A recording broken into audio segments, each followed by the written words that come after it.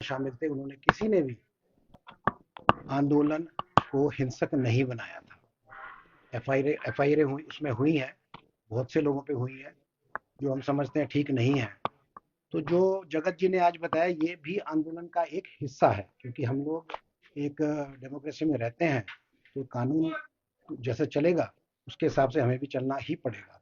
और जगत जी और देवभूमि संघर्ष समिति इस पूरे मसले को पूरे कोर्ट में उठा रही है और आपके सामने आज पूरा पेश किया है।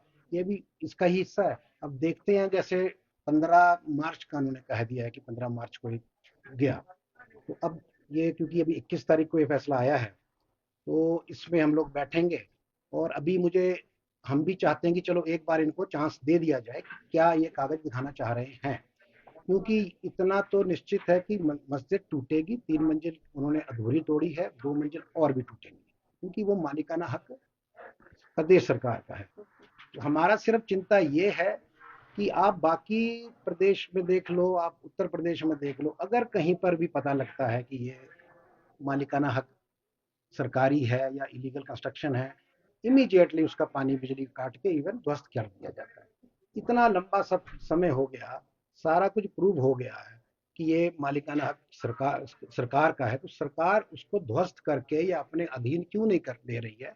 ये हम लोगों को क्यों हमको उकसाया जा रहा है कि हम आंदोलन ही करें, क्यों हम कि लोगों को घर से बाहर निकलवाएं। लोग टकटकी लगाकर बैठे हैं, पहले भी वो आक्रोश था, वो कोई ऑर्गेनाइज्ड आंदोलन नहीं था, वो हिंदुओं का, सनातन धर्म के अनुयायियों का, सभी का, लोकल रेजिडेंट्स का एक आक्रोश था जो उस दिन वहां पे आके निकला। तो कुछ गलत हो रहा होगा तभी उन्होंने आक्रोश आया। तो आगे भी हमारा कभी हिंसक ना हिंदू समाज हुआ ना होगा। और आपने देखा होगा विश्व में इतना बड़ा आंदोलन जो हुआ है वो अयोध्या आंदोलन हुआ है, उसमें एक भी सनातनी ने कहीं किसी की जान नहीं ली है, अपना बलिदान देकर ही हिंदुओं ने अपने आंदोलन किए हैं। ऐसा नहीं है कि दूसरों को जाके हम मारेंगे या पीटेंगे, हिंसक नहीं होने वाला है। हाँ, सरकार इसको उकसाना चाह रही है, इसको प्रोलॉन्ग करना चाह रही है, तो आप सरकार से पूछ सकते हैं कि ऐसा क्यों कर रहे हैं। 15 तारीख के हम लोग चर्चा करेंगे आपस में, और मार्च में 15 के बाद फिर देखते हैं क्या करना है। शामिल थे, उन्होंने किसी ने भी आंदोलन को हिंसक नहीं बनाया था। एफआईआर हुई, उसमें हुई है, बहुत से लोगों पे हुई है जो हम समझते हैं ठीक नहीं है। तो जो जगत जी ने आज बताया ये भी आंदोलन का एक हिस्सा है, क्योंकि हम लोग एक डेमोक्रेसी में रहते हैं, तो कानून जैसे चलेगा उसके हिसाब से हमें भी चलना ही पड़ेगा।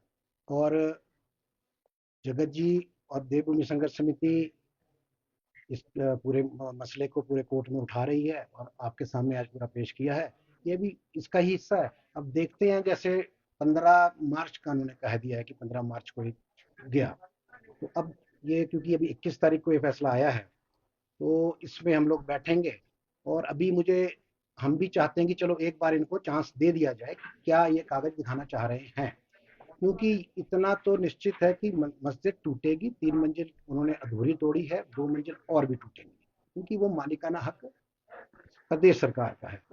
तो हमारा सिर्फ चिंता ये है कि आप बाकी प्रदेश में देख लो, आप उत्तर प्रदेश में देख लो, अगर कहीं पर भी पता लगता है कि ये मालिकाना हक सरकारी है या इलीगल कंस्ट्रक्शन है, इमीडिएटली उसका पानी बिजली काट के इवन ध्वस्त कर दिया जाता है। इतना लंबा सब समय हो गया, सारा कुछ प्रूव हो गया है कि ये मालिकाना हक सरकार का है, तो सरकार उसको ध्वस्त करके या अपने अधीन क्यों नहीं कर दे रही है। ये हम लोगों को क्यों हमको उकसाया जा रहा है कि हम आंदोलन ही करें, क्यों हम कि लोगों को घर से बाहर निकलवाएं।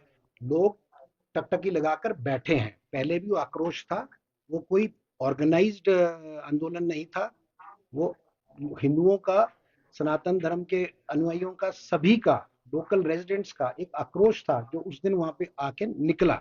तो कुछ गलत हो रहा होगा तभी उन्होंने आक्रोश आया। तो आगे भी हमारा कभी हिंसक ना हिंदू समाज हुआ ना होगा। और आपने देखा होगा विश्व में इतना बड़ा आंदोलन जो हुआ है वो अयोध्या आंदोलन हुआ है, उसमें एक भी सनातनी ने कहीं किसी की जान नहीं ली है, अपना बलिदान देकर ही हिंदुओं ने अपने आंदोलन किए हैं। ऐसा नहीं है कि दूसरों को जाके हम मारेंगे या पीटेंगे, हिंसक नहीं होने वाला है।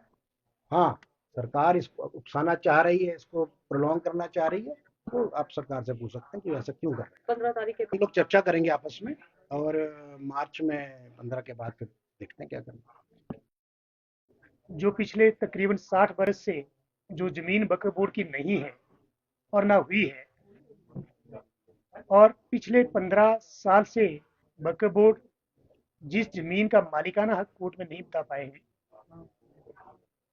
आज 21 दिसंबर को वो कोर्ट में कहते हैं कि हमारे को थोड़ा सा और समय दीजिए, हम रेवेन्यू रिकॉर्ड पेश करना चाहते हैं।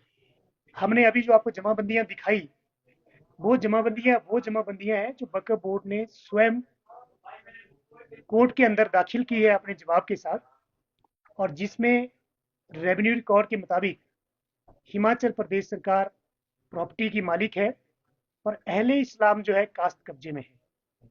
और खसरा नंबर 66 को वो क्लेम करते हैं कि ये हमारा है, वक्फ बोर्ड की प्रॉपर्टी है, लेकिन खसरा नंबर 66 के आगे ना तो वक्फ बोर्ड का नाम है और ना ही किसी मस्जिद का नाम है।